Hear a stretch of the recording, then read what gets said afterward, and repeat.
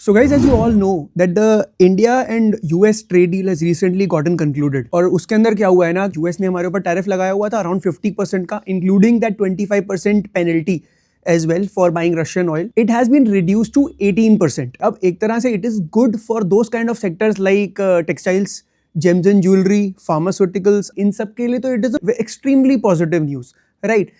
But still, a lot of people are criticizing this particular trade agreement. So today I'll be discussing it with you. What are the various factors on which this deal has been criticized, and is really India losing its negotiating power or the bargaining power that it used to have? अब guys एक बात सोचो, if you just go back 1 year from here, right? अप्रैल 2025 से India और US की ना एक mini trade war चल रही है, क्योंकि majorly it was happening with US, between US and China, right लेकिन इंडिया के साथ भी इनकी मिनी ट्रेड वॉर चल रही है। पहले इन्होंने हमारे ऊपर 25% टैरिफ लगा दिया कि इंडिया जो है ना उसने ना बहुत सारा हमारे साथ ना बहुत सालों से ट्रेड सरप्लस मेंटेन किया हुआ है। मतलब they are selling a lot of stuff to us but they are not importing as much from our country, और इसकी वजह से फॉर लास्ट 10+ ईयर और 20 ईयर्स इनका ना हमारे ऊपर ट्रेड सरप्लस चल रहा है। इसकी वजह से ना हम क्या करेंगे, इनके गैप को रिड्यूस करेंगे और उसके लिए ना we are imposing 25% tariffs on that. साथ में क्या बोला, consistently since the Russia Ukraine war that has come up, उस टाइम से ना यूएस और बाकी की यूरोपियन कंट्रीज जो है ना वो ये बोल रही हैं कि रशिया जो है उसने यूक्रेन को एनेक्स किया है, इससे ना ऑयल नहीं खरीदना। Basically they had impose sanctions on Russia. लेकिन India, because India has been a long time friend of Russia, तो इंडिया उनसे कंसिस्टेंटली ऑयल खरीदता रहा डिस्पाइट द यूएस सैंक्शंस, क्योंकि इंडिया ने एक ही चीज बोली कि यार देखो मुझे अपनी कंट्री के अंदर अपनी इन्फ्लेशन को मेंटेन करना है। अब आप लोग यहाँ पर कोई ना कोई वॉर हो रही है जिसकी वजह से मेरी कंट्री जो है ना उसके अंदर अगर ऑयल के प्राइसेस बढ़ गए तो अल्टीमेटली अक्रॉस द बोर्ड हर एक सेक्टर के अंदर इन्फ्लेशन आ जाती है। तो मेरे को तो ये चूज करने दो ना कि यार जहां से मुझे ऑयल सस्ता मिलेगा मैं वहां से लूंगा, and Russia was the automatic choice. उस पॉइंट ऑफ टाइम पर आप ये समझ लो लास्ट 2-3 ईयर्स के अंदर ना इंडिया का जो ओवरऑल ऑयल जो वो रशिया से बाय कर रहा था ना वो अराउंड 35% तक आ गया था। तो यूएस जो था ना वो हमेशा से ना इस बात के अगेंस्ट था कि you are not buying oil from us, you are buying oil from Russia. तो इसके लिए जो कंट्री अभी भी रशिया से ऑयल बाय करेगी उसके ऊपर पेनल्टीज लगाऊंगा, और इंडिया के ऊपर 25% की पेनल्टी लगा दी। अब द थिंग इज कि इंडिया इस पॉइंट ऑफ टाइम पे क्या करे। इंडिया जो है ना उसको यूएस ने ना इस पॉइंट ऑफ टाइम पे एकदम कॉर्नर कर लिया है। कॉर्नर इन व्हाट वे कि यार अब ऐसी सिचुएशन आ चुकी है कि now will realise the importance of not investing money in research and development. आज देखा जाए ना इंडिया हर एक चीज पे या तो यूएस पे डिपेंडेंट है या वो चाइना पे डिपेंडेंट है।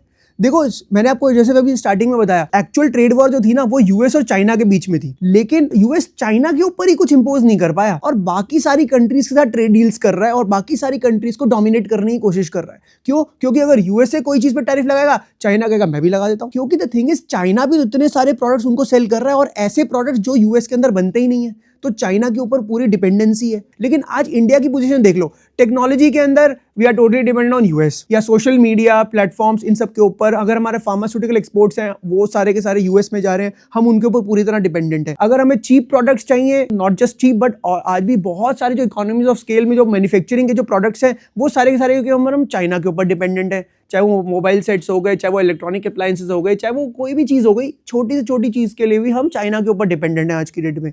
और अगर मुझे एनर्जी चाहिए तो मैं रशिया के ऊपर डिपेंडेंट हूँ। तो इसका मतलब अपने आप तो मैं कुछ कर ही नहीं रहा। Now this is where till the time the world was integrated, उस टाइम तक तो इतनी प्रॉब्लम नहीं आ रही थी, लेकिन आज की डेट में ना वर्ल्ड उतना इंटीग्रेटेड रह नहीं गया है।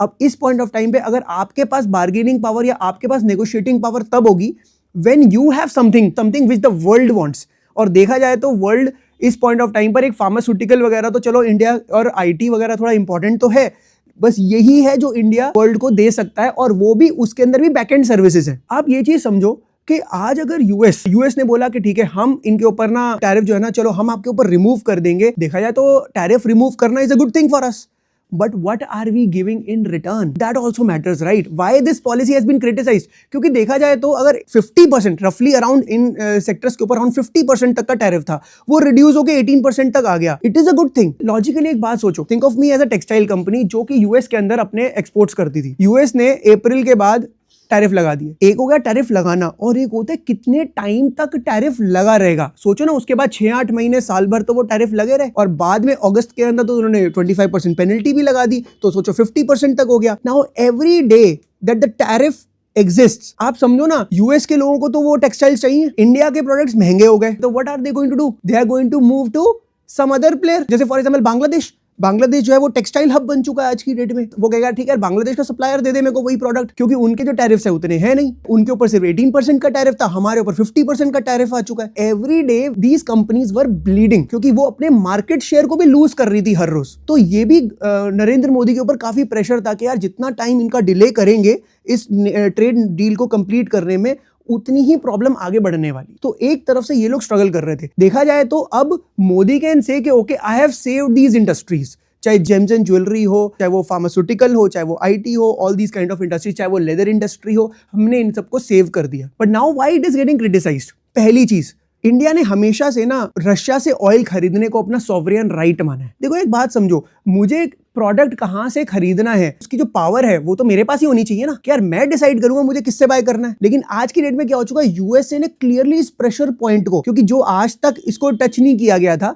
यूएस ने इस प्रेशर पॉइंट पे ही सीधे करना शुरू कर दिया कि नहीं, you have to buy oil from us. और इसका रीसेंट एग्जांपल क्या है, इन्होंने अभी वेनेजुएलन ऑयल को कंट्रोल कर लिया है. I have already made a video on this thing as well. Now what they want is oil तुमको हम देंगे, अगर हमसे ऑयल नहीं खरीदोगे तो ये टैरिफ बना रहेगा और तुम्हारी बाकी की जो सारी इंडस्ट्रीज हैं उनको भी हम धीरे धीरे कोलैप्स कर देंगे. अब इंडिया जो है ना, वो डिप्लोमेटिकली क्या होता है ना, जो नरेंद्र मोदी से अगर कोई बात करे या कोई भी क्वेश्चन पूछे तो उनका सीधा आंसर ये होता है कि यार, जैसे फॉर एग्जांपल एस जयशंकर भी हैं, तो उनसे भी बात किया जाए, what is going to be India stance now, तो वो एक ही चीज बोलते हैं कि यार देखो, हमें जहां से ऑयल सस्ता मिलेगा हम वहां से खरीदेंगे. अब बोलते तो यही है, लेकिन अगर मैं डेटा को देखूं ना, अगस्त 2025 के बाद से 3-4 मंथ्स के अंदर इंडिया का consistently oil imports from Russia is coming down. तो एक तरफ आप पॉलिटिकली कुछ और बोल रहे हो, लेकिन नंबर्स कुछ और ही शो कर रहे हैं. तो ऐसा नहीं होता. डिप्लोमेटिकली तो यार वो कुछ भी बोलेंगे, उनको अपनी कंट्री में थोड़ा बोल रहे कि ओके हम तो यूएस के प्रेशर में आ गए, we succumb to their pressure. They can not say that, right? तो वो क्या बोलेंगे, नहीं नहीं हम तो वही करेंगे जो हमें करना है, wherever is going to be right for us, हम वही करेंगे. लेकिन नंबर्स तो यहाँ पे गिर रहे हैं. ट्रंप ने क्लियरली बोला है कि now they will stop buying Russian oil. उन्होंने बोला नहीं, New Delhi has not confirmed this kind of news. लेकिन उससे कुछ फर्क नहीं पड़ता. The data is showing otherwise. इसका मतलब कहीं ना कहीं India is succumbing to the pressure. That is one. Second चीज क्या है, यूएस ने बोला यार आपने हमारे ऊपर बहुत ही काउंटर टैरिफ्स लगा रखे हैं. क्योंकि देखो एक चीज समझ लो, इंडिया जो है ना वो किसी भी चीज में कंपेटिटिव नहीं है. अब एग्रीकल्चर की बात करते हैं. सबसे पहले एग्रीकल्चर के अंदर देखो हुआ क्या, पहले इंडिया के अंदर आपको पता है इंटेंसिव एग्रीकल्चर रहता है. छोटे छोटे लैंड्स हैं और छोटे छोटे फार्मर्स हैं, ठीक है. उनके पास इतने छोटे से लैंड है कि वो इक्विपमेंट्स रख नहीं सकते इतनी एक्सटेंसिव, क्योंकि इतनी इक्विपमेंट्स रखेंगे तो वो फिजिबल ही नहीं है, क्योंकि लैंड ही इतना छोटा है. तो अल्टीमेटली क्या है, इनकी प्रोडक्शन हमेशा से ही बहुत कम है. इंडिया के पास जितना एग्रीकल्चरल लैंड है उसके हिसाब से इनकी जो प्रोडक्शन है वो बहुत ही कम है. बट पॉइंट इज, ये बहुत पॉलिटिकली सेंसिटिव टॉपिक है. अगर नरेंद्र मोदी बोले कि नहीं तुम सारे अपना लैंड हमें दे दो, यही तो बात फार्म लॉस के टाइम पे हो रही थी कि तुम अपने लैंड्स को इकट्ठा कर लेते हैं, हम उसके अंदर कॉर्पोरेट्स को लेकर आएंगे, वो लोग अच्छे से प्रोड्यूस करेंगे तो अल्टीमेटली आपको भी फायदा होगा. But the thing is it is a political suicide, because people are so much attached to their land कि अगर आप उनको ये बोलोगे अपने लैंड को हैंड ओवर करो या फिर कॉर्पोरेट्स को दे दो, लीज पे दे दो, तो this is something which is unacceptable for them. चलो वो बात भी अलग हो गई. बात ये है, इंडिया के अंदर एक स्टांस क्लियर है नरेंद्र मोदी का कि कुछ भी हो जाए मैं ना एग्रीकल्चरल सेक्टर को ओपन नहीं कर सकता. ये हमेशा से इंडिया का स्टांस रहा है, क्योंकि फार्मर्स जो है ना, क्योंकि यूएस के अंदर एक्सटेंसिव फार्मिंग होती है और यूएसए के अंदर ना सब्सिडीज बहुत मिल जाती हैं फार्मर्स को. तो इसका मतलब वो लोग अच्छी क्वालिटी का प्रोडक्ट हमारी कंट्री में एक्सपोर्ट कर सकते हैं. अगर वो हमारी कंट्री में अच्छी क्वालिटी का एक्सपोर्ट करेंगे और वो भी सस्ते में करेंगे, तो what will people do? People will start buying from them. Then what will happen to the farmers? तो one thing is very very clear, कुछ भी कर लो, आज तक इंडिया का स्टांस यही रहा था कि प्रोटेक्टेड रहेगा. इसके अंदर ना पोल्ट्री, ना डेयरी, ना फूड क्रॉप्स, जितने इनके अंदर कोई, हम किसी भी बाहर के बंदे को इंडिया के अंदर एंटर नहीं करने देंगे for the safety of the farmers. But this time around उन्होंने क्या किया है, we will make certain negotiations. हमने बोला ठीक है फूड क्रॉप्स पे डायरेक्ट नहीं कर रहे, एनिमल फीड पे कर दो. जैसे एनिमल भी तो सिंपल सी बात है ना, जितने भी एनिमल्स हैं, चाहे काउज हो गई या जो भी जितने भी एनिमल्स हो गए, इन सबको तो फीड चाहिए. एनिमल फीड के अंदर कर देते हैं, या फिर कुछ पल्सेस के अंदर कर देते हैं, ड्राई फ्रूट्स के अंदर कर देते हैं, कैश्यूज के अंदर, आलमंड्स के अंदर, पिस्ताशियोस के अंदर, एडिबल ऑयल में कर देते हैं, लाइक सोयाबीन ऑयल के अंदर कर देते हैं, या फ्रेश फ्रूट्स लाइक एप्पल और पियर्स, इन सब के अंदर कर देते हैं. मतलब इन्होंने क्या किया, फॉर द फर्स्ट टाइम इन्होंने इस चीज को ओपन कर दिया. अब गाइज ये ना सबसे ज्यादा क्रिटिसाइज यही बात हुई है, क्योंकि बात पता है क्या है, देखो आज इन्होंने इसका मतलब ओपन करना शुरू कर दिया. अब ये क्लियर क्या बोलेंगे, फार्मर्स अभी भी प्रोटेक्टेड है, हम कुछ नहीं होने देंगे उनको। लेकिन आप ये समझ लो, नेगोशिएशन जो है ना वो वीक तो पड़नी स्टार्ट हो चुकी है। क्यों? क्योंकि आज इतनी बात मानी है तो आगे जाके ट्रेड एग्रीमेंट्स और भी होंगे, आगे जाके ट्रेड डिस्कशंस और भी होंगी। तो क्रिटिक्स सबसे पहले इस बात को क्रिटिसाइज कर रहे हैं कि तुमने ना यार एग्रीकल्चर को ओपन कर दिया है, जो कि बहुत आगे बड़ी बात बन सकती है आने वाले टाइम पर। सेकेंड, एक बहुत इंपॉर्टेंट चीज है GM crops. GM crops basically क्या होती हैं वो मैं आपको थोड़ा सा एक आइडिया देता हूं, and it is extremely important thing. होता क्या है कि यूएस के अंदर ना बहुत सारी बड़ी बड़ी कंपनी जैसे बेयर है या मॉन्सेंटो है, मॉन्सेंटो चलो बेयर ने ही टेक ओवर कर लिया, but there are other companies जो क्या करती हैं, जेनेटिकली मॉडिफाइड क्रॉप्स बनाती है। अब ये होता क्या है, वो एक सीड देती है, वो कहेंगे आप इस सीड को, फार्मर जो है ना इसको यूज करें, इससे क्या होगा, आपकी जो प्रोडक्टिविटी है ना वो इंक्रीज करेगी और बहुत सारे पेस्टिसाइड्स वगैरह की रिक्वायरमेंट नहीं पड़ेगी और जितने भी पैरासाइट्स वगैरह आते हैं जो क्रॉप को खराब कर सकते हैं वो कम होंगे। आप इस सीड को यूज करना स्टार्ट करो। लेकिन इसकी फ्लिप साइड पता है क्या है, ये सीड एक बार अगर आप यूज कर लो, फिर आपको हर साल ये उनसे सीड खरीदना पड़ेगा और उसके बाद कोई और सीड आपके लैंड पे काम नहीं करेगी। मतलब बेसिकली जो सॉइल की साइंस है ना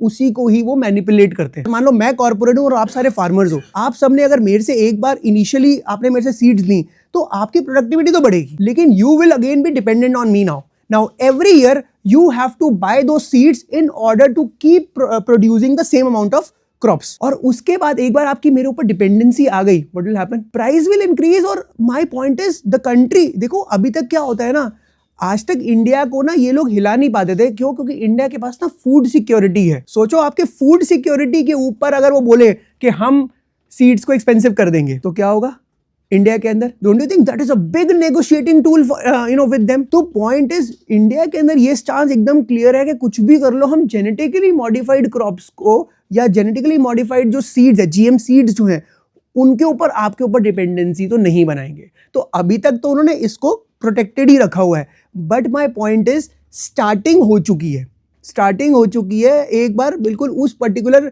सेक्टर के अंदर एंट्री मिलना is a big thing, that is one point. साथ में एक और बात करते हैं, जितनी भी ग्लोबल जाइंट्स हैं जैसे गूगल हो गया, मेटा हो गया या फिर अमेजॉन हो गया, ये लोग क्या करते हैं इंडिया के अंदर, basically they don't have offices in India as much, लेकिन सारा का सारा डिजिटल इंफ्रास्ट्रक्चर तो ये लोग यूज कर रहे हैं एंड इंडिया की पूरी मार्केट का एक्सेस इनके पास है और ये लोग एड रेवेन्यूज भी बहुत ज्यादा अर्न करते हैं। They are collecting the data as well, everything.